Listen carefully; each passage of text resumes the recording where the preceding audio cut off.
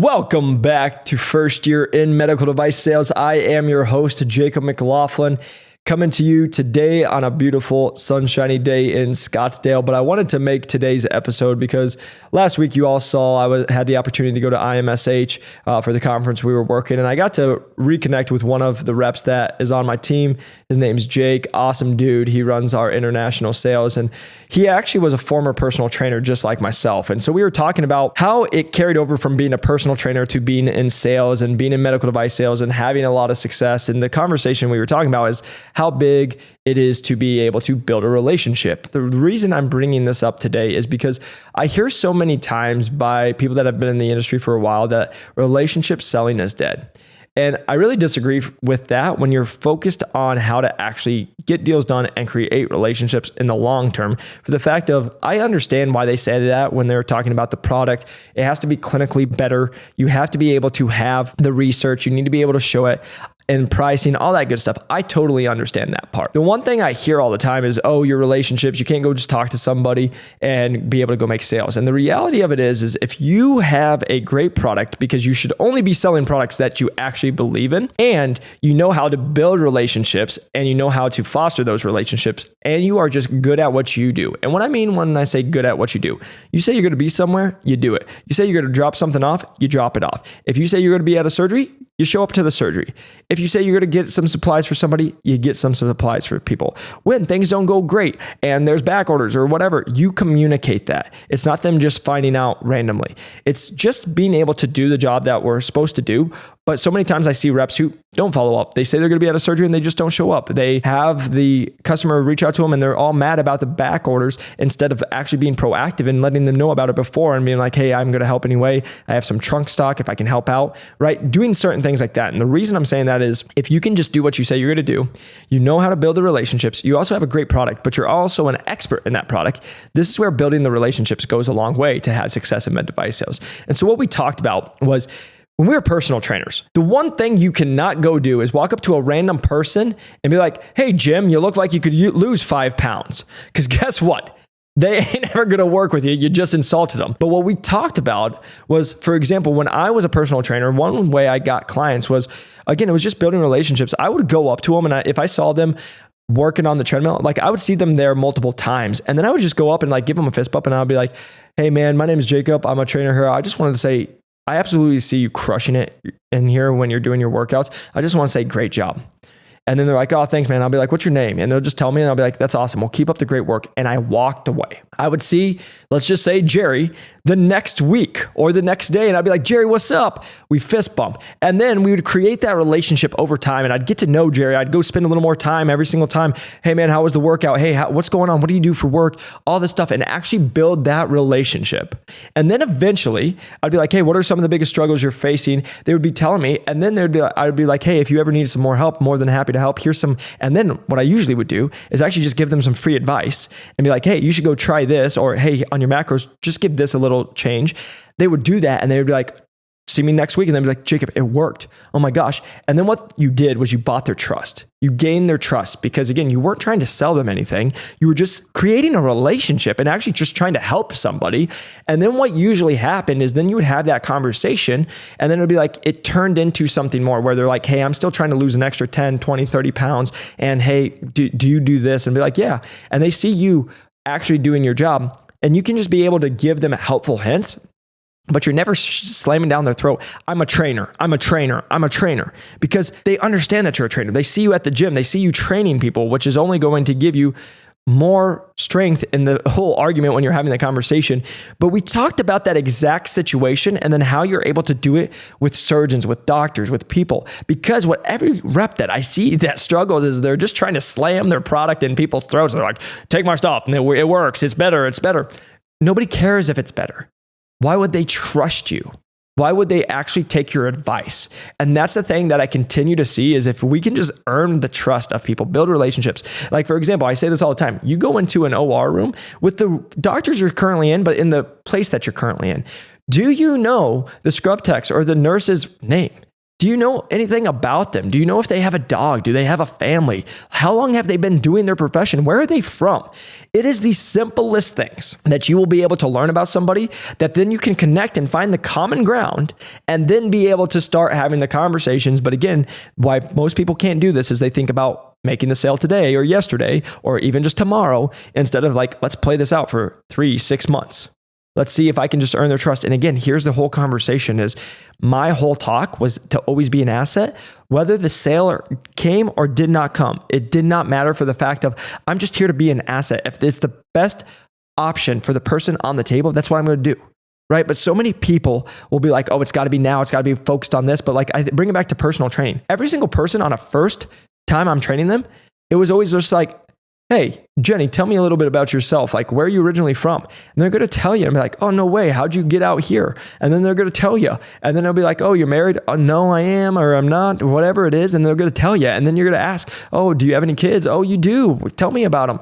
Right? You just get to know them. Again, it's never saying, I do this, I do this, I do this. You're only asking about the prospect the whole time, building that trust, building the relationship, putting them through a hard workout, giving them knowledge that they can actually use, even if they left you and never came back. But you're going to have the conversation with them. From there, you continue to build on the relationship, but it's why. So for example, personal trainers, we talk about this. If you do like if they cut hair or they're like massage therapists or whatever it is, a lot of times what happens is you almost become quote unquote the therapist, but it's a weird position to be in where people will tell you and actually share with you the whole life, but you'll never meet half those people. And it's a very interesting place to be. But the reason I'm saying that is when you get that buy-in, that's what they're looking for. And then you get the results. Now they're even more bought in. This is what we had the conversation about was being a personal trainer, why it helped us become a great medical device sales rep was because again, it was more focused on the building the relationships, learning how to do that. You're still cold calling in personal training. You're still building the relationships. You're doing a free trial, right? You're doing the first session. You still have to follow up with them. We still had to do all the things.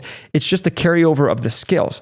And so what I can just sit here and tell you guys is if you are a rep, a brand new rep, an associate sales rep, whoever it is, even if you've been in for 5 years, like, can you take off the selling hat for a second? Focus on the person that you're working with, get to know them, and then from there, be able to show how you're an expert. Because what's going to happen is eventually they're going to ask something. And then if you can show that you're an expert, then it goes forward. Because I can sit here and tell you some of the top doctors that I've worked with, it was always the buy-in as I was there. I was always helpful to the staff. And then eventually we would be doing the surgery. And then they would ask me about a question. I would have the answer for them. If I didn't, I would tell them I would figure it out. And I would always come back within 24 hours with the answer because I would go do my research or I'd call somebody. I would give them the help that they needed. I would show that I'm an expert in what we did. The cases would go good. And then once I did that, after 1 or 2 times, I got their trust immediately. They literally would be like, oh my gosh, you know what you're doing. And then guess what they would start doing?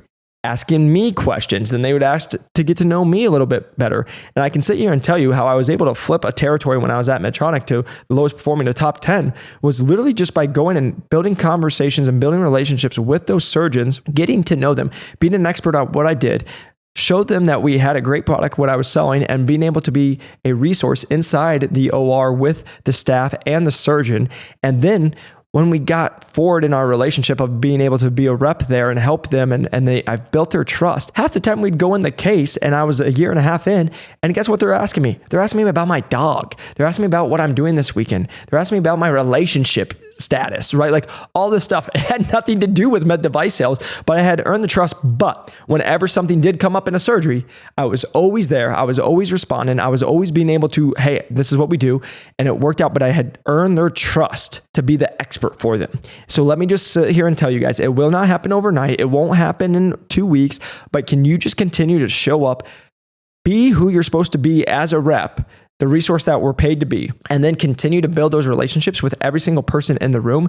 If you guys can do that, I can sit here and tell you your territories will continue to grow and prosper. Again, if you can just take your hat off of thinking 3 weeks, 3 months, and you start thinking in terms of 6 months, 12 months, hey, a year from now, what can I do today that's going to help? And if I can just focus on being a resource and I can help the staff, I can help the people I'm working with, I can promise you that your time in medical device sales will be so much better than if you're just always trying to sell. You're coming from a place of lack, because that's the number one thing I see right now is when I get messages from people on my LinkedIn is, hey, Jacob, I'm a brand new rep. I'm struggling with A, B, and C. Hey, Jacob, I'm struggling with this. Hey, Jacob, I need this help. Hey, Jacob. And it goes into this compared to if it's like, hey, do you know your product? Do you know your competitor's product? Do you know what the differences are? Do you know how to like troubleshoot when stuff goes in the cases?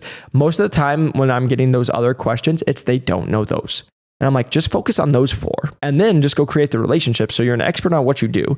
Then go create the relationship so you can build it. And then people trust you. And then guess what? When you say you're going to show up, you showed up. When, hey, you get a last second, like this is the part of being a rep. When you get a last second call and they're like, can you please come here? There's so many times I'll be like, yeah, I'll be right there. Is it ideal? No, but it was me building the trust with these people over the years. So then I could get to the point where it's like, guys, I'm sorry, I just can't be here today. Right? Like I've done enough in services for you all. I've showed you, I can FaceTime you if I needed. Like there's all these other things. So that's what I would sit here and tell you guys is focus on becoming an expert, build those relationships, and then you guys can focus on continuing to sell instead of right away. So many people are just focused on selling right now. And then how can I upsell compared to if you can just be a person, because again, it's what I always tell people. It's why we've continued to have success in medical device sales is if I can just focus on building the relationships and being good at what I do, everything else will come. If I can focus on being a resource to my staff, can I focus on being a resource to the accounts that I'm working with?